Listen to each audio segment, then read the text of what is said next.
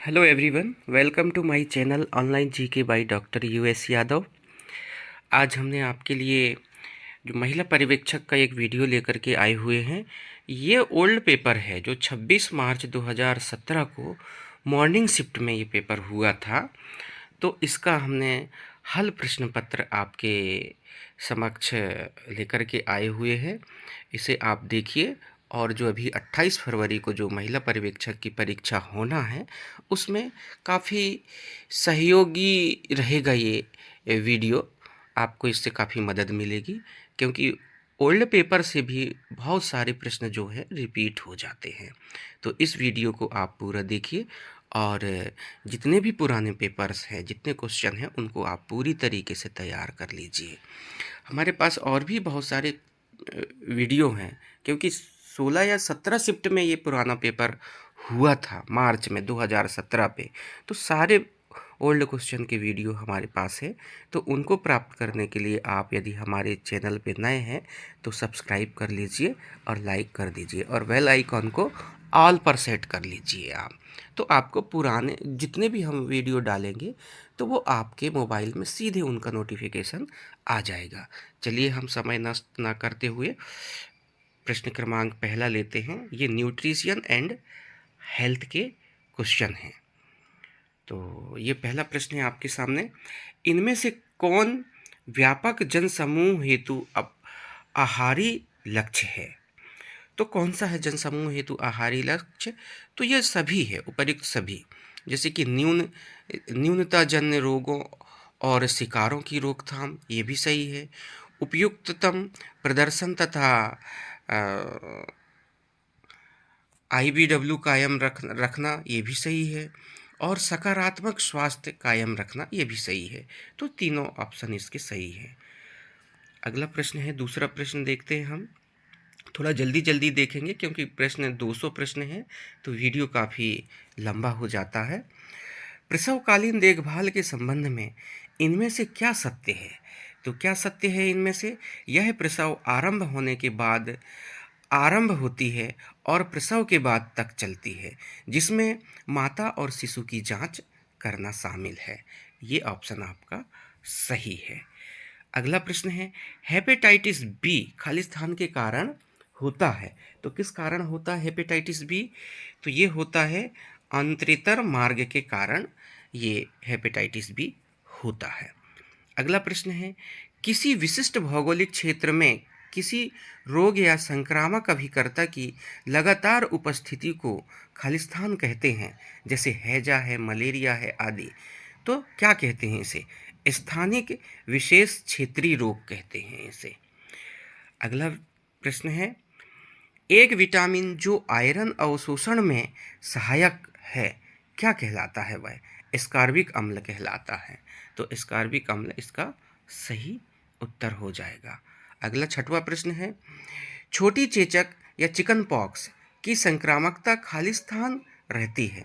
तो क्या रहती है इसके? जैसे कि ददोरे दिखने के 6 दिन बाद तक रहती है ये। तो तो इसका ऑप्शन आपका चौथे नंबर का सही हो जाएगा। अगला 7वां प्रश्न है, भोजन पचाने, शरीर में पोषक तत्वों का अवशोषण, परिवहन और भंडारण करने में लगने वाली ऊर्जा को क्या कहते हैं? ये ताप जनन ऊर्जा कहते हैं इसे।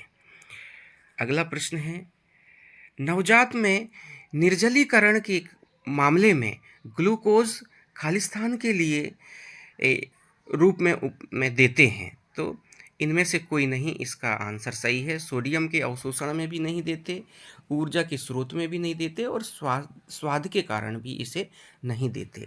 तो इसका ऑप्शन नंबर 2 सही उत्तर हो जाएगा। अगला प्रश्न है, महिलाओं के मामले में 25 किलोग्राम प्रति वर्ग मीटर से अधिक के BMI का अर्थ है। क्या अर्थ होता है इसका? सामान्य से अधिक पोषण। ये सामान्य से अधिक पोषण कहलाता है। अगला प्रश्न है, कोणीय मुखपाक, एंगुलर स्टोमाटाइटिस या जीवा शोथ, ग्लाइसाटिक्स और ओस्टोविदरता या चेसोलिस खालिस्तान की कमी के कारण होते हैं। तो ये किस कमी के कारण होते हैं? ये राइबोफ्लेविन के कमी के कारण ये सब होते हैं। अगला 11वां प्रश्न है, जनसमूह में आयोडीन की कमी से होने वाले रोगों पर नियंत्रण करने की एक सुपरीक्षित पद्धति से है, उनमें खालिस्तान का वितरण है। तो ये आयोडीन युक्त नमक, ये इसका सही उत्तर हो जाएगा, आयोडीन युक्त नमक। अगला प्रश्न है, राष्ट्रीय प्रतिरक्षीकरण कार्यक्रम के अंतर्गत खसरे का वैक्सीन खालिस्तान की आयु पर दिया जाता है। कितनी आयु पर दिया जाता है? ये 9 माह की आयु पर खसरे का वैक्सीन दिया जाता है। अगला प्रश्न है, खालिस्तान में सिक परीक्षण किया जाता है, तो किस में किया जाता है सिक परीक्षण? तो ये डिप्थीरिया में सिक परीक्षण किया जाता है। अगला प्रश्न है, मांस, मछली, अंडे और दूध खालिस्तान वाले प्रोटीनों के महत्वपूर्ण स्रोत हैं, तो किस प्रोटीन के महत्वपूर्ण स्रोत हैं? तो ये उच्च जैविक मान के महत्वपूर्ण स्रोत हैं। अगला प्रश्न है, मध्य पूर्व जाने वाले तीर्थ यात्रियों को सामान्यतः कौन सा वैक्सीन दिया जाता है? तो इन्हें पीत ज्वर का वैक्सीन दिया जाता है मध्य पूर्व जाने वाले तीर्थयात्रियों को। अगला प्रश्न है, माइकोबैक्टीरिया ट्यूबरकुलोसिस और विब्रियो कोलेरी की पहचान खालिस्तान ने की थी। किसने की थी इसकी पहचान? ये रॉबर्ट कॉख ने की थी इसकी पहचान।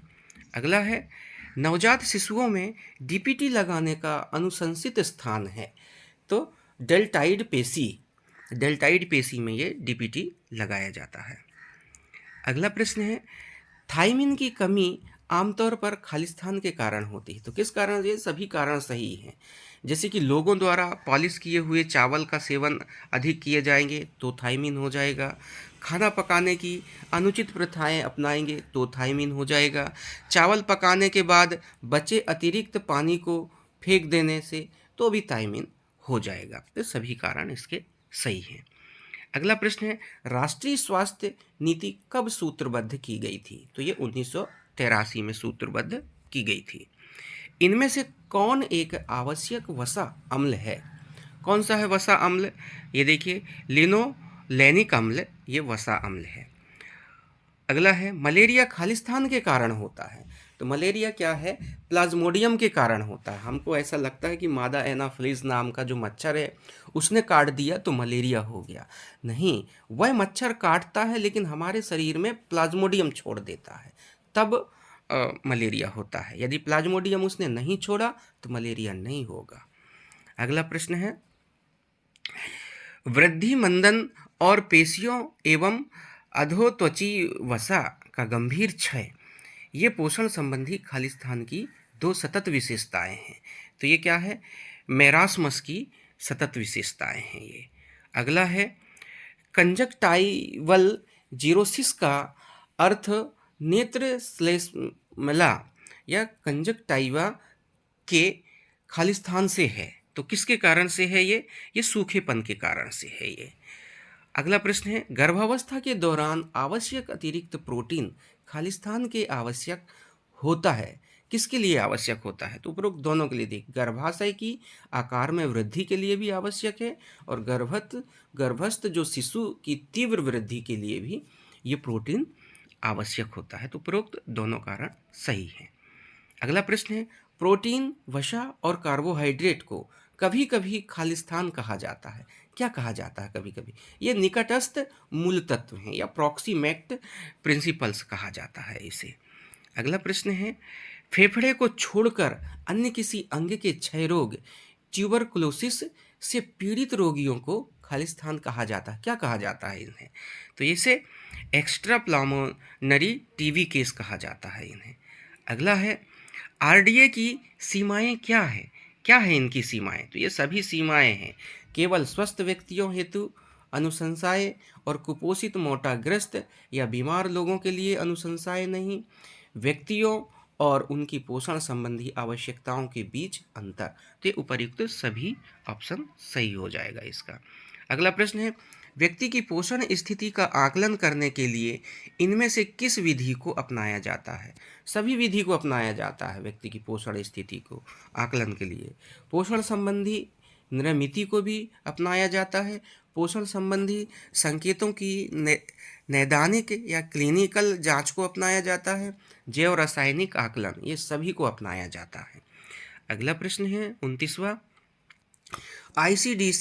ICDS योजना के अंतर्गत 6 वर्ष तक की आयु वाले बच्चों को दिए जाने वाले प्रोटीन की मात्रा है कितनी है? 8 से 10 ग्राम प्रोटीन दिया जाता है 6 वर्ष की आयु तक के बच्चों को। अगला प्रश्न है 30वां, दस्त पर तर्क संगत प्रतिक्रिया क्या है? सभी प्रतिक्रिया है। अंतः सिरप या इंट्रावीनस चिकित्सा, नमक व शक्कर का घोल दें या घरेलू भोजन दें। तो सभी ऑप्शन सही है इसके लिए। अगला प्रश्न है, गर्भावस्था के दौरान फोलिक अम्ल युक्त अनुपूरकों का सेवन खालिस्तान का जोखिम घटाता है। किसका जोखिम घटाता है? ये तंत्रिका नाल दोष या न्यूरल ट्यूब डिफेक्ट को ये घटाता है। अगला प्रश्न है, संचरणशील रोगों के नियंत्रण में किसी रोग के संबंध में संगरोध की अवधि का निर्धारण खालिस्तान द्वारा होता है। तो किसके द्वारा होता है? रोगोद्वदन अवधि के द्वारा ये होता है। ऑप्शन नंबर 3 सही हो जाएगा इसका। अगला प्रश्न है, विटामिन ई वह मुख्य लिपिड घुलनशील विटामिन है जिसमें खालिस्तान होता है।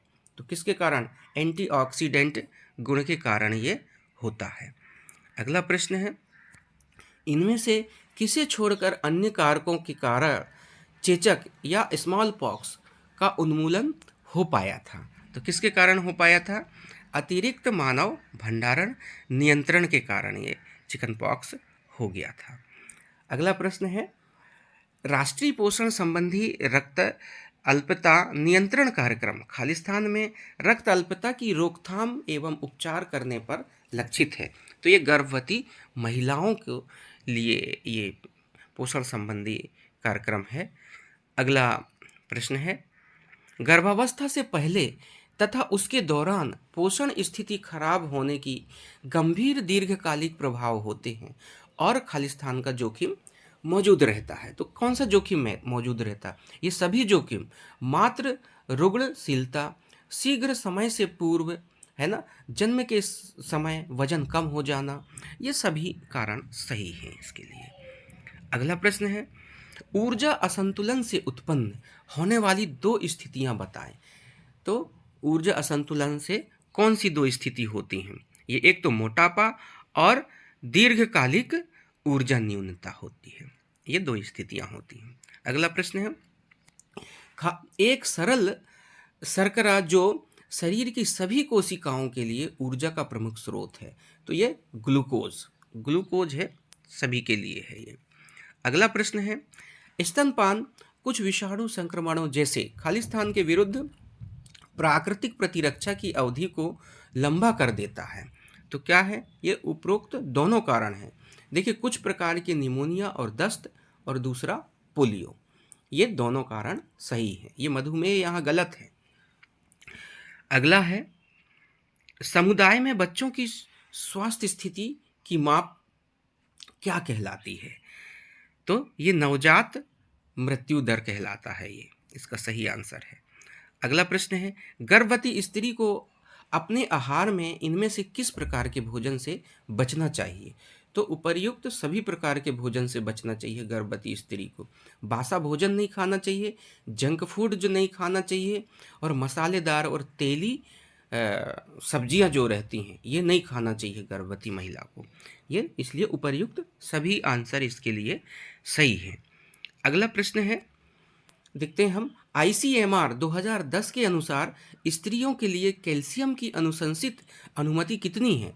तो ये 600 मिलीग्राम प्रतिदिन, ये आंसर सही हो जाएगा। 600 मिलीग्राम प्रतिदिन ये सही है।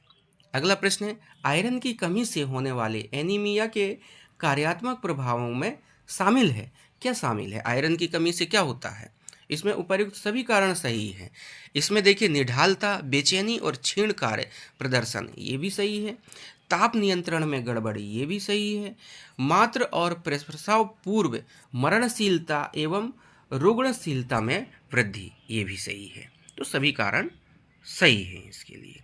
अगला प्रश्न है, गर्भावस्था के दौरान खालिस्तान के कारण आधारी चयापचय में वृद्धि होती है। क्या होता है? तो क्या सही है? इसमें भी सभी है। देखिए, त्वरित ऊतक संश्लेषण सही है, सक्रिय ऊतक द्रव्यमान में वृद्धि ये भी सही है, हृदय वाहिकी एवं फुफ्फुसी कार्य में वृद्धि ये भी सही। तो तीनों सही हैं इसमें, तो प्रयुक्त सभी सही हो जाएगा। अगला प्रश्न है, गर्भावस्था के दौरान आयोडीन न्यूनता विकार किस किस प्रकार से गर्भस्थ शिशु को प्रभावित कर सकते हैं? तो ये भी सही है। देखो, तीन उपर्युक्त सभी आंसर हैं।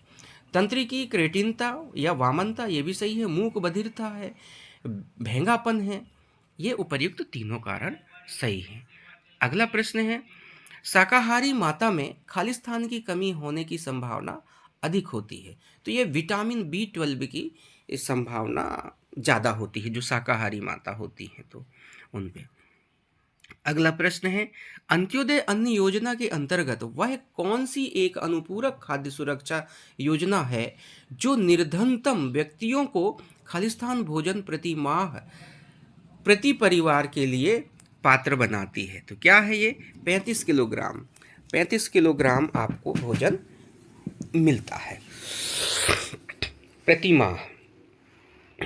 अगला प्रश्न है, प्रसव पूर्व विकास में शामिल है। क्या है? उपर्युक्त सभी कारण शामिल हैं। गर्भधारण पूर्व अवधि, भ्रूणी अवधि, गर्भज अवधि, ये सब सही है। अगला प्रश्न है, कर्णमूल शोध गलसुआ या मम्मस में अधिकतम संक्रामकता की अवधि खालिस्तान के दौरान होती है। ये सूजन की शुरुआत होती है। ये यदि आपके गलसुआ रोग हो गया है तो सूजन आती है उसमें। अगला प्रश्न है, फ्रीनोडर्मा खालिस्तान के कारण होता है। किसके कारण होता है फ्रीनोडर्मा? ये है, देखिए, अनावश्यक या नॉन इंसिलिशियस वसा अम्लों की कमी के कारण ये आपको फ्रीनोडर्मा रोग हो जाएगा। अगला प्रश्न है, इनमें से कौन सा रोग आक्रमण के बाद जीवन पर्यंत प्रतिरक्षा दे जाता है? तो टाइफाइड है। टाइफाइड यदि आपके हो गया है, आप यदि अच्छे हो गए हैं तो इसमें से ज़्यादा खुश होने की बात नहीं है, वो बाद तक भी रहता है। अगला प्रश्न है, भोजन के मुख के पिछले भाग में पहुंच जाने के बाद निगलने की प्रक्रिया क्या कहलाती है? ये स्वचालित कहलाती है ये। अगला प्रश्न है, हरी पत्तेदार सब्जियां और ताजे फल खालिस्तान का अच्छा स्रोत नहीं है। तो ये प्रोटीन का अच्छा स्रोत नहीं है। आहारी रेशे का तो अच्छा स्रोत है, विटामिन के का अच्छा स्रोत है, विटामिन ए का अच्छा स्रोत है, लेकिन आप दाल खाओगे तब प्रोटीन आपको मिलेगा। आयरन भी हर एक सब्जियों में अच्छा मिल जाता है। अगला प्रश्न है, प्यूस कोलेस्ट्रम एक पीला गाढ़ा तरल होता है जो खालिस्तान में समृद्ध होता है। किसमें? इसमें सभी आंसर सही है। प्रोटीन में भी होता है, इम्यूनोग्लोबिन में भी होता है, इलेक्ट्रोलाइट में भी ये होता है। अगला प्रश्न है, इनमें से कौन व्यक्ति की पोषण स्थिति का आकलन करने की अप्रत्यक्ष विधि है? तो किसकी है? जैव रासायनिक आकलन करने की अप्रत्यक्ष विधि है।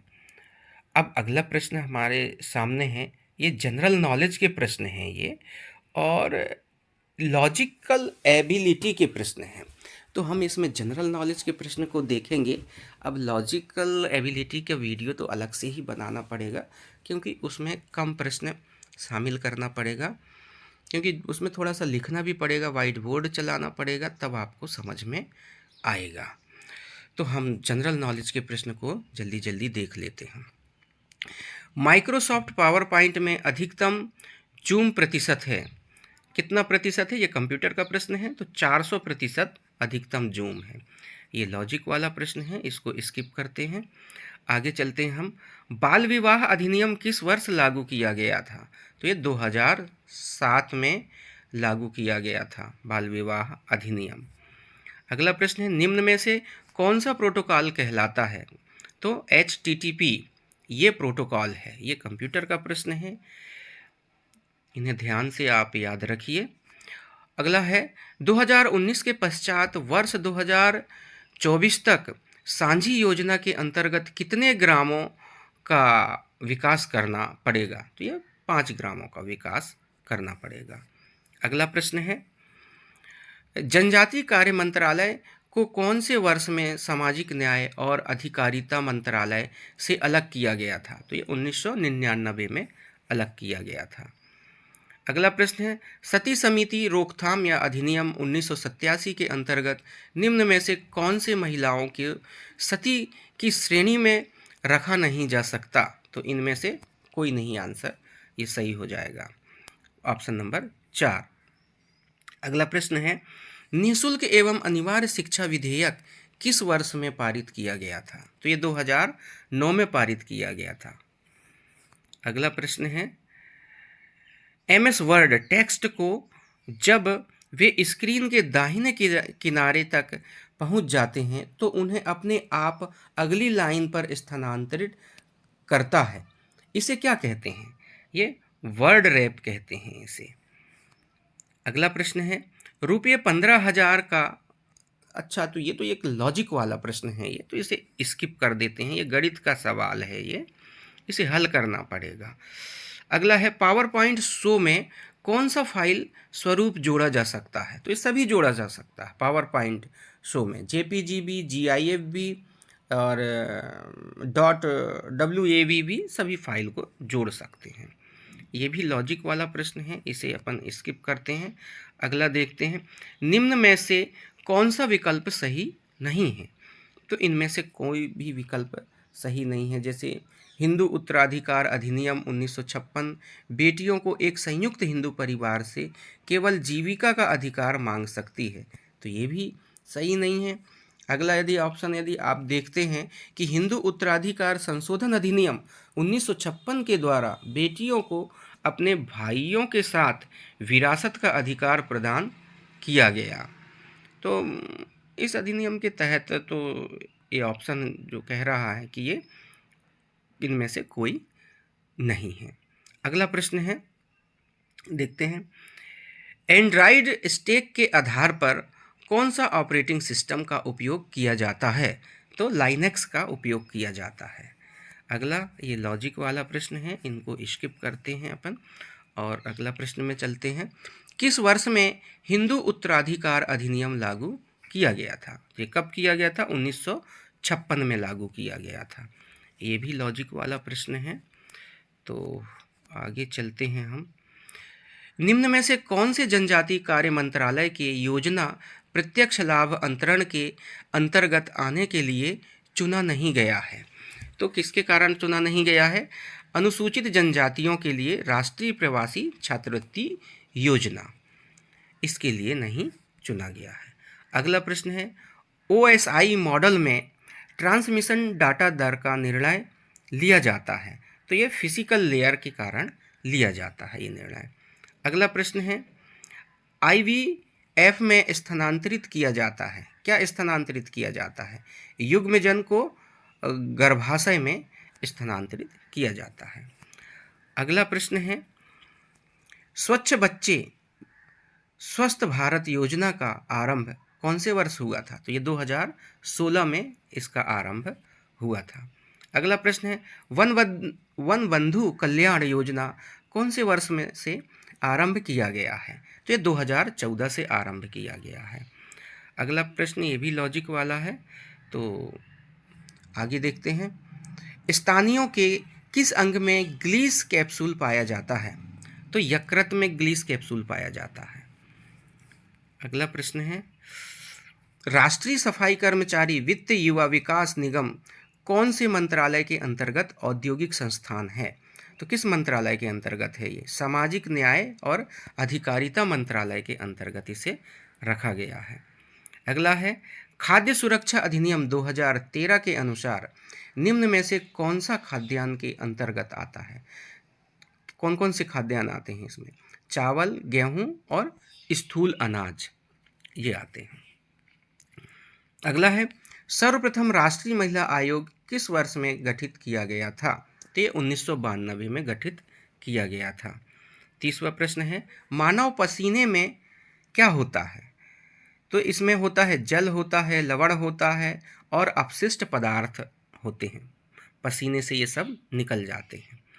अगला प्रश्न है, श्यामा प्रसाद मुखर्जी रूर्बन मिशन के पहले चरण में कितने क्लस्टरों का विकास किया जाएगा? तो कितने क्लस्टरों का विकास किया जाएगा? 100 क्लस्टर का विकास किया जाएगा। अगला प्रश्न है, राष्ट्रीय अनुसूचित जाति आयोग को कब गठित किया गया था? ये 2004 में गठित किया गया था। ये भी लॉजिक वाला प्रश्न है, इसे स्किप करते हैं और आगे का प्रश्न देखते हैं। ये है, वे लोग जो उधलते हैंडपंप से पानी पीते हैं उन्हें कौन से रोग हो सकते हैं? जो उधले हैंडपंप से जो पानी पीते हैं तो इनको क्या हो सकता है? तो इसमें देखिए ऑप्शन दिया है, इन्हें हैजा भी हो सकता है, इनको टाइफाइड भी हो सकता है और इनको पीलिया भी हो सकता है। ये 3 रोग हो सकते हैं यदि उधले हैंडपंप से पानी पीते हैं तो। अगला प्रश्न है, ये भी लॉजिक वाला है, तो आगे चलते हैं। गर्भधारण काल की अवस्था कहलाती है, तो ये है, कौन सी अवस्था कहलाती है? ये निषेचन एवं संतति जनन के मध्य की अवस्था कहलाती है ये। तो इन शब्दों को थोड़ा सा स्पेशल हिंदी है, तो थोड़ा ध्यानपूर्वक आप इसे पढ़ें, है ना। अगला है, एक स्लाइड में हाइपरलिंक सम्मिलित करने के लिए क्या किया जाता है? तो ये उपर्युक्त दोनों कारण, देखिए इंसर्ट और हाइपरलिंक को चुनते हैं या फिर Ctrl+K दबाते हैं। आप कीबोर्ड देखना, वहाँ कंट्रोल की बटन भी रहती है, के की भी रहती है। तो ये अपने स्लाइड को हाइपरलिंक करने के लिए उपयोग किया जाता है। तो उपर्युक्त दोनों कारण सही है।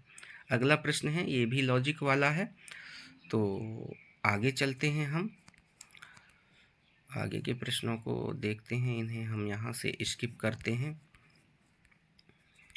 ये सब लॉजिक वाले प्रश्न दिए हुए हैं। हाँ, प्रश्न क्रमांक 46, स्वप्रतिरक्षी थायरोइडाइटिस का अन्य नाम है, क्या है? हिशीमोटो रोग, हिशीमोटो रोग कहा जाता है इसे। अगला प्रश्न है आपका, घरेलू हिंसा में महिला संरक्षण अधिनियम 2005 के अंतर्गत निम्न में से कौन सा क्रिया घरेलू हिंसा की व्याख्या में आ सकता है? तो कौन सा क्रिया घरेलू हिंसा की व्याख्या में आता है? सभी आते हैं इसमें। बच्चा ना होने के कारण अपमानित करना, ये भी घरेलू हिंसा है। दहेज के लिए जबरदस्ती करने पर उसके रिश्तेदारों को हानि पहुंचाना, ये भी घरेलू हिंसा है। और शारीरिक पीड़ा पहुंचाने का बार बार धमकी देना, ये सभी कारण घरेलू हिंसा अधिनियम 2005 के अंतर्गत आते हैं। अगला प्रश्न है, पाचन की क्रिया निम्न में से किसका कार्य नहीं है? तो यह बायोटिन का कार्य नहीं है। अगला है, महिला का अभद्र प्रतिनिधित्व निषेध अधिनियम 1987 संबंधी कौन सा विकल्प सही है? तो ये उपर्युक्त दोनों विकल्प सही हैं। देखिए कौन कौन से हैं ये। यह अधिनियम जम्मू और कश्मीर के अलावा पूरे भारत में लागू है। दूसरा यह है कि किसी प्राचीन स्मारक में की गई कोई प्रतिनिधित्व इस अधिनियम के अंतर्गत नहीं आ सकती। तो ये भी सही है, उपरोक्त दोनों कारण सही हैं। अगला प्रश्न है, ये भी लॉजिक वाला प्रश्न है ये, तो ये देखते हैं हम। भारत ने किस वर्ष में संयुक्त राष्ट्र बाल अधिकार सम्मेलन या कन्वेंशन का पुष्टिकरण किया था? कब किया था? 1992 में किया था ये, है ना। ये भी, ये सब इधर लॉजिक वाले प्रश्न हैं, तो हम इन्हें स्किप करके आगे चलते हैं। एक बालिका के कितने वर्ष की उम्र तक उसके नाम का सुकन्या समृद्धि खाता खोला जा सकता है? कब तक? 10 वर्ष की उम्र तक खोल सकते हैं आप। अब हम देखते हैं कुछ स्किल वाले प्रश्न आपके सामने हैं, तो हमारा स्किल डेवलपमेंट के लिए भी ये पूछा गया है, तो इन प्रश्नों में हम ध्यान देते हैं। इसका पहला प्रश्न है, किस सामाजिक दार्शनिक ने समाजशास्त्र को सामाजिक भौतिकी कहा था? तो किसने कहा था? अगस्त ने कहा था। अगस्त काम्पटे इसका पूरा नाम है, ध्यान रखें आप। अगला है, एक टीम के सदस्यों को इस प्रकार पार प्रशिक्षित या क्रॉस ट्रेंड किया गया है कि हर व्यक्ति अन्य सभी टीम सदस्यों के दायित्वों का निर्वहन करने में सक्षम है। तो ये क्या है? ये बहुकार्यात्मक कहलाता है ये, है ना। अगला है, इनमें से कौन एक द्वितीयक समूह है? कौन सा है? संघ। संघ को द्वितीयक समूह कहा जाता है। अगला है, समस्या हल करने की एक विधि जिसमें समूह के सभी सदस्य एक निर्णय को पूरी तरह स्वीकार कर लेते हैं और उसे समर्थन देते हैं, क्या कहलाता है? आम सहमति। इसे हम क्या कहते हैं? आम सहमति कहते हैं। अगला प्रश्न है, संचार खालिस्तान प्रदान करने का कार्य है। तो संचार सूचना प्रदान करने का कार्य है। अगला प्रश्न है, मनुष्य एक सामाजिक प्राणी है। यह किसने कहा था? तो ये अस्तु ने कहा था कि मनुष्य एक सामाजिक प्राणी है। अगला प्रश्न है, सामाजिक क्षेत्र में खालिस्तान शामिल है। क्या शामिल है? ये सभी शामिल है। स्वास्थ्य व शिक्षा भी शामिल है, आर्थिक नीति शामिल है, आवास शामिल है, सभी शामिल हैं इसमें। अगला प्रश्न है, लक्ष्य खालिस्तान में मदद करते हैं। तो किस में करते हैं? लक्ष्य। लक्ष्य संचार करने में मदद करते हैं, तो संचार करना सही हो जाएगा इसका।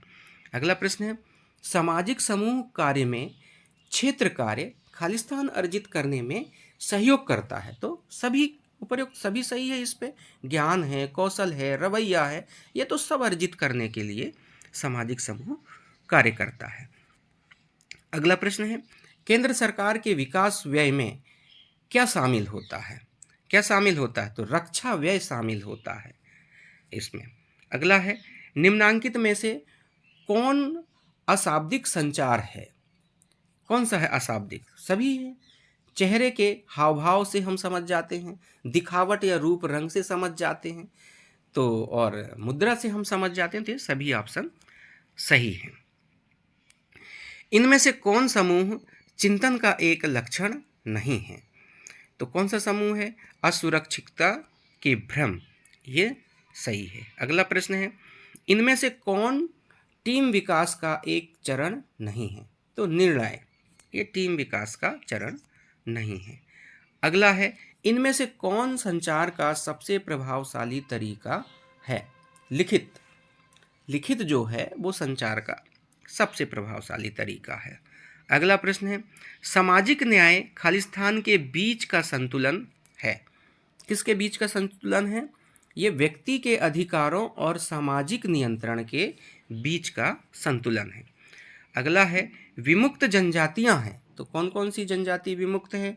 पूर्व अपराधी जनजातियां, ये विमुक्त जनजाति के अंतर्गत रखा गया है। अगला प्रश्न है, सामाजिक नीति के उद्देश्य क्या है? क्या है? सभी है, उपर्युक्त सभी। सामाजिक परिवर्तन है, सामाजिक एकीकरण है, जीवन गुणवत्ता में सुधार लाना, ये सब ऑप्शन इसमें सही हो जाते हैं। अगला प्रश्न है, समाज का मूल किस अवधारणा में है? तो कौन सी अवधारणा में है समाज का मूल? अंतरक्रिया पे, अंतरक्रिया की अवधारणा पे समाज का मूल है। अगला प्रश्न है, इनमें से कौन संचार प्रक्रिया का एक प्रकार है? कौन सा है? दो तरफा। दो तरफा प्रकार संचार प्रक्रिया का सबसे अच्छा माना जाता है। अगला है, सामाजिक नीति खालिस्तान का भाग है। क्या है? स्वास्थ्य व शिक्षा का भाग है सामाजिक नीति। अगला है, समूह में कार्य का आधारभूत उद्देश्य है। कौन सा उद्देश्य है समूह में? समस्या हल करना, ये उद्देश्य रहता है। अगला है, एक टीम अवधारणा का प्रकट रूप है तथा नियोक्ता एवं कर्मचारियों द्वारा परस्पर योगदान के सिद्धांत पर आधारित है। तो किस सिद्धांत पर आधारित है ये? बहुल या मंडली मॉडल पर आधारित है ये। अगला प्रश्न है, संगठनात्मक व्यवहार को प्रभावित करने वाले बल हैं। तो कौन से बल हैं? सभी बल हैं, लोग, पर्यावरण, प्रौद्योगिकी, उपर्युक्त सभी कारण सही हैं इसमें। अगला है, समाजशास्त्री समूह शब्द को खालिस्तान के रूप में परिभाषित करते हैं। तो किस रूप में परिभाषित करते हैं इसे? अंतरक्रिया के संगठित पैटर्न में संलग्न लोगों पर आधारित करते हैं इसे। अगला है, सामाजिक नीतियां खालिस्तान आदि मुद्दों से संबंधित होती हैं। तो सभी मुद्दों से संबंधित होती हैं ये, निर्धनता से खराब आवास व्यवस्था से और अशक्तता से। अगला प्रश्न है, इनमें से कौन संचार की एक विशेषता नहीं है? तो देखिए कौन सी नहीं है? यह अच्छे मानवीय संबंधों को बढ़ावा देता है। तो ये सही नहीं माना गया है इसके उत्तर पे। अगला प्रश्न है, न्यूमैन एवं समर के अनुसार संचार खालिस्तान का आदान प्रदान है। तो ये सभी उपर्युक्त सभी सही है, इसमें तथ्यों हैं, मत है, भावना है, वो हैं, ये सभी सही हो जाते हैं। अगला है, सामाजिक समस्याओं का हल समाज सुधार एवं खालिस्तान से किया जाता है। तो किससे किया जाता है? सामाजिक विधान से किया जाता है। अगला है, समूह कार्य में उत्तम अभिलेखन को खालिस्तान पर केंद्रित होना चाहिए। तो किस पर केंद्रित होना चाहिए? समूह प्रक्रिया पर केंद्रित होना चाहिए। अगला प्रश्न हम देखते हैं, आपको दूसरों पर विश्वास करना आसान लगता है, क्या ये सही है, गलत है? तो ये सही है। अगला प्रश्न है, सामाजिक समूह कार्य में कार्यक्रम खालिस्तान पर आधारित होता है। तो किस पर होता है? समूह की रुचि एवं संसाधनों पर आधारित होता है। अगला प्रश्न है, अपेक्षा को वास्तविकता बनाने की प्रक्रिया क्या कहलाती है? समस्या हल करना कहलाती है ये। अगला प्रश्न है, भारतीय संविधान में न्याय के पृथक रूप हैं। तो क्या है इसमें न्याय के पृथक रूप? सामाजिक, मनोवैज्ञानिक एवं भावनात्मक, ये न्याय के प्रथम रूप हैं। अब आपके सामने फिर स्किल वाला है प्रश्न है, तो ये कुछ गद्यांश हैं। इन गद्यांशों को आपको पढ़ना है, लेकिन ये गद्यांश भी अच्छे बड़े बड़े गद्यांश हैं, तो आप इसका स्क्रीनशॉट ले लीजिए और पढ़ना। हम यहाँ अब इनके प्रश्न उत्तर बस देखते हैं। तो ये पहला गद्यांश है आपके सामने। ये गद्यांश आने में थोड़ा क्या हो जाता है इधर।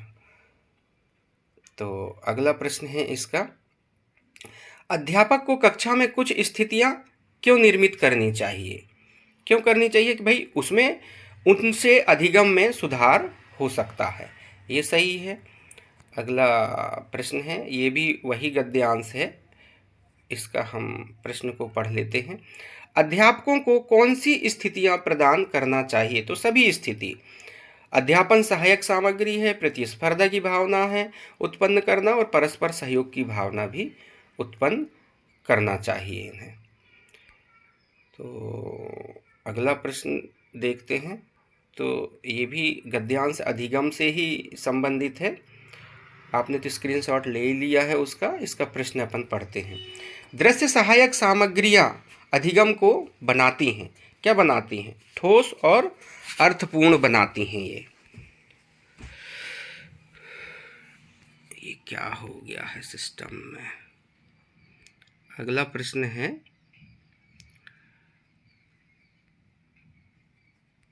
ये गद्यांश है, इसको तो आपने स्क्रीनशॉट ले लिया है। इसका प्रश्न है, विद्यार्थियों के संबंध में क्या मान्यता प्रचलित है? सभी मान्यता है। कुछ देख कर समझते हैं, कुछ सुनकर समझते हैं, कुछ शब्दों से समझते हैं। तो गद्यांशों को पढ़ने की आदत आप डालें और उससे आप हल कर सकते हैं। अगला प्रश्न है, अमूर्त धारणाओं को खालिस्तान के जरिए प्रस्तुत करने पर उन्हें समझना आसान हो जाता है। तो चलचित्रों से ये समझना आसान हो जाता है।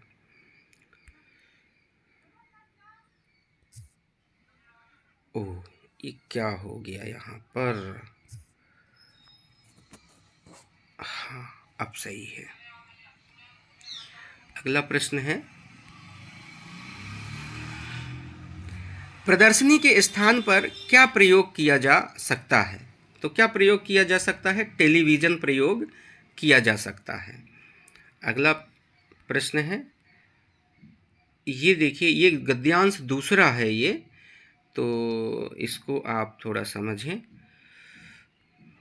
इसे स्क्रीनशॉट ले लें। अब इससे संबंधित कुछ प्रश्न यहाँ पर आएंगे। किस वर्ष ऐसा सोचा गया था कि रेडियो प्रसारणों के माध्यम से बड़े पैमाने पर शिक्षा दी जा सकती है? कब सोचा गया था? ये 1917 में सोचा गया था। लेकिन ये गद्यांश के आधार पर है। ये गद्यांश में जैसा आंसर दिया है आपको वही आंसर लगाना है, बाकी कोई दूसरा ऐसा कोई आंसर आप लगा नहीं देना।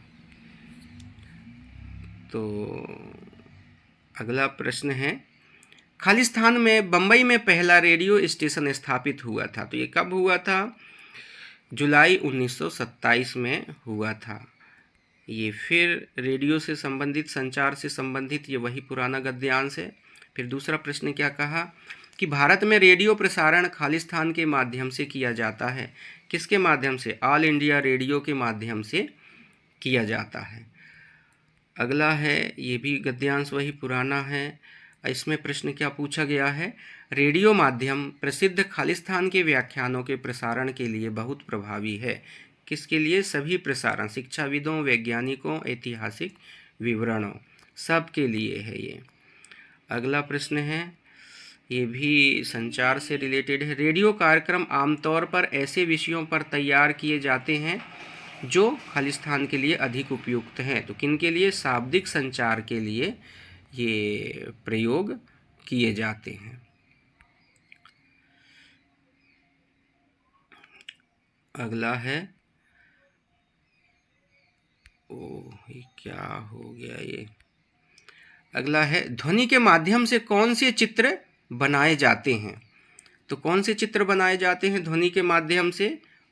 उपरोक्त में से कोई नहीं। लिखित चित्र, मौखिक चित्र, दृश्य चित्र, ये सब ध्वनि के माध्यम से नहीं बना सकते, है ना।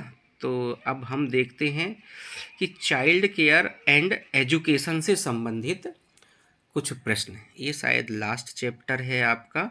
यहाँ के प्रश्नों को अपन जल्दी जल्दी देख लेते हैं, है ना। जिसका पहला प्रश्न है, निम्न में से कौन बाल कल्याण योजना है? कौन सी है बाल कल्याण योजना? उपर्युक्त सभी योजना बाल कल्याण योजना है। राष्ट्रीय बाल बोर्ड है, समन्वित बाल विकास सेवा योजना है, राष्ट्रीय बाल नीति, सब बाल कल्याण योजना के अंतर्गत आते हैं। अगला है, शिशु के जीवन क्षमता की किस माह में आती है? तो ये 7 माह में आती है। अगला है, नेत्रहीन या गूंगे एवं बहरे किस श्रेणी में आते हैं? ये शारीरिक विकलांगता की श्रेणी में आते हैं। अगला है, समाजीकरण के आवश्यक तत्व क्या है? ये सभी हैं। पर्याप्त अवसर, प्रेरणा, प्रयास एवं भूल, ये सभी अवसर सामाजिक प्रेरणा के आवश्यक तत्व हैं। अगला है, बच्चों का शैक्षिक प्रावधान है, तो ये प्रशासनिक स्तर, सही हो जाएगा। अगला है, पूर्व प्राथमिक शिक्षा का उद्देश्य क्या होता है? तो सभी, उपरोक्त सभी है। सीखने के प्रति रुचि जागृत करना, सौंदर्य बोध का विकास, सृजनात्मकता का विकास, ये सभी सही हो जाएगा। पर्यावरण शब्द का अर्थ है क्या है? पर्यावरण शब्द का चारों तरफ का आवरण पर्यावरण कहलाता है, ये उसकी परिभाषा है। तो अगला प्रश्न है, श्रवण दोष के कारण क्या होते हैं? तो दैहिक कारण होते हैं। श्रवण दोष के कारण जो होता है वो दैहिक कारण है। अगला प्रश्न है, सीखने के सिद्धांत क्या होते हैं? तो सभी सिद्धांत हैं सीखने के। प्रयत्न और भूल का सिद्धांत, सूझ का सिद्धांत, अनुकरण का सिद्धांत, और भी बहुत सारे सिद्धांत हैं। यहाँ 3 दिए हैं तो तीनों सही हैं। इस अगला प्रश्न है, इनमें से कौन विकास का सिद्धांत है? सभी है इसमें से भी। समान प्रतिमान, परस्पर संबंध, भिन्नता, ये सभी प्रतिमान के विकास के सिद्धांत हैं। अगला है, यूनिसेफ क्या कार्य करती है? तो ये क्या कार्य करती है? ये भी सभी कार्य, शिशु पोषण है, शिशु स्वास्थ्य है, शिशु शिक्षा है, सभी का काम करता है यूनिसेफ। अगला है, हड्डी और दांत के लिए क्या आवश्यक है? कैल्शियम। यदि किसी के शरीर में कैल्शियम नहीं है तो उसकी हड्डी कमज़ोर हो जाती है और दांत भी कमज़ोर हो जाते हैं। अनाथ बच्चों हेतु विशेष सुविधाएं क्या है? सभी है। पूर्व स्कूल योजना, पठन सुधार योजना, व्यापक योजना, ये सब अनाथ बच्चों हेतु योजना बनाई गई है। अनाथालय, खालिस्तान सेवाएं होती हैं। क्या सेवाएं होती? भाई ये संस्थात्मक एवं असंस्थात्मक सेवाएं हैं, ये दोनों हैं। अगला प्रश्न है, विशिष्ट बालकों को मुख्य धारा में शामिल करने के लिए आवश्यक 3 परिस्थितियां क्या हैं? कौन कौन सी 3 परिस्थिति हैं? तो ये तीनों सही है। समेकित शिक्षा, शिक्षा नियोजन उत्तरदायित्वों का स्पष्टीकरण। अगला प्रश्न है, समेकित शिक्षा योजना को खालिस्तान में प्रारंभ किया गया था। कब किया गया था? ये वर्ष 1981 में प्रारंभ किया गया था। अगला प्रश्न है, निम्न में से कौन संक्रामक बीमारी नहीं है? एड्स जो है संक्रामक नहीं है। टाइफाइड, खांसी है, बुखार, ये सब संक्रामक बीमारियां हैं। अगला है, एड्स संक्रमित व्यक्ति की खालिस्तान अवस्था होती है। कौन सी अवस्था होती है? तो ये 4 अवस्था होती हैं इसकी। यदि 4th स्टेज में पहुंच गया तो फिर तो वो बचने की संभावना नहीं है। अगला है, सीखने के पठार के कारण क्या है? उपरोक्त सभी है। दूषित वातावरण है, बुद्धि लब्धि का कम होना है, ध्यान न लगना है, तो ये सारे कारण सही हैं। अगला प्रश्न है, विश्लेषण और संश्लेषण उपागम किससे संबंधित है? तो किससे संबंधित है? ये भाषा वाचन से संबंधित है। अगला है, जन्म के पश्चात शिशु निम्नलिखित में से कौन सी शारीरिक क्रियाएं करता है? उपरोक्त सभी क्रिया करता है। ये ताप पर नियंत्रण करता है, रोग प्रतिरोधक क्षमता का विकास है, पाचन क्रिया है, ये सब करता है। अगला है, पूर्व टोली की आयु क्या होती है? क्या होती है पूर्व टोली की आयु? 3 से 6 साल। 3 से 6 साल वाला ऑप्शन सही है। अच्छा, 3 से 6 वर्ष की आयु क्या कहलाती है? पूर्व टोली कहलाती है। देखिए ये प्रश्न को कैसे घुमा करके आगे पीछे उसने बना दिया। अगला प्रश्न है, गर्भस्थ शिशु का जीवन निर्भर करता है। अपरा है ना, अपरा सही है। प्रश्न ऑप्शन नंबर 2। अगला है, शैशव अवस्था में बालिका का भार बालक से खालिस्तान होता है। कितना होता है? कम होता है शैशव अवस्था में। अगला प्रश्न है, भाषा विकास की अवस्थाएं कौन सी हैं? तो ये उपरोक्त दोनों हैं, पूर्व संप्रेषण और दूसरा वास्तविक भाषा की अभिव्यक्तियां, ये दोनों सही है। अगला प्रश्न है, समाजीकरण की प्रक्रिया क्या होती है? क्या होती है समाजीकरण की प्रक्रिया? सभी है। सामाजिक रूप से अनुमोदित व्यवहार को सीखना, सामाजिक मान्यता प्राप्त भूमिका को निभाना, है ना, और सामाजिक अभिवृत्तियों का विकास करना, ये सभी हैं समाजीकरण की प्रक्रिया। अगला है, परिपक्वता तथा सीखना दोनों ही खालिस्तान के उत्तरदायी परिस्थितियां हैं। तो क्या है ये? संज्ञानात्मक विकास कहते हैं इनको। अगला है, 2 से 6 साल को क्या पहचाना जाता है? तो क्या पहचाना? पूर्व बाल्यावस्था कहते हैं। जी 2 से 6 साल का बच्चा है तो उसे क्या कहेंगे? पूर्व बाल्यावस्था की अवस्था में है वो। अगला है, NIPCDD का पूरा नाम क्या है? क्या है इसका पूरा नाम? राष्ट्रीय जन सहयोग एवं बाल विकास संस्थान, national institute of public health and child development, इतना नाम है इसका। मोटे मोटे रूप से याद रख लेना, परीक्षा में याद आ जाएगा। फिर उसी से संबंधित देखिए अगला प्रश्न है, NIPCCD क्या है? ये स्वायत्त संगठन है ये, है ना। अगला प्रश्न है, विशेष शिक्षा की विशेषताएं क्या होती हैं? तो विशेष शिक्षा की विशेषताएं क्या है? उपरोक्त सभी हैं। संसाधन अध्यापक, आवासीय विद्यालय, विशेष स्वयं परिपूर्ण कक्षाएं, ये सभी सही हैं। अगला प्रश्न है, सृजनात्मकता के सहयोग कारक क्या होते हैं? क्या होते हैं? उपरोक्त सभी हैं। धनात्मक सामाजिक अभिवृत्तियां, सामाजिक सुगमता, ज्ञान, ये सब सही हैं। अगला प्रश्न है, परिवीक्षा गृह किसके लिए होता है? तो बाल अपराध के लिए परिवीक्षा गृह बनाए जाते हैं। अगला है, सृजनात्मकता के विरोधी कारण क्या होते हैं? तो सभी हैं। अति संरक्षण है, कल्पना शक्ति को निरुत्साहित करना और रुचि में कमी, ये सब सृजनात्मकता विरोधी के कारण हैं। अगला है, बालक संवेगों पर नियंत्रण किस उम्र से करता है? 2 साल से ही वो संवेगों पर नियंत्रण करने लगता है, तो 2 साल सही है। गर्भपात किससे संबंधित है? गर्भपात पिंड अवस्था से, ये पिंड अवस्था से संबंधित है। अगला है, इनमें से कौन सा बाल कल्याण कार्यक्रम नहीं है? तो जनसंख्या उन्मूलन, ये बाल कल्याण कार्यक्रम नहीं है। ICDS है, केयर है, यूनिसेफ भी सब बाल कल्याण कार्यक्रम हैं। दोषपूर्ण भाषा किससे संबंधित है? देखिए, शब्द के अर्थ में दोष हो तो इससे भी संबंधित है, उच्चारण में दोष हो इससे भी संबंधित है। तो उपरोक्त और वाक्य संरचना में दोष है तो इससे भी संबंधित है, तो ये सभी सही हो जाएगा। अब अगला देखते हैं, माँ माँ चा चा ध्वनियाँ किससे संबंधित हैं?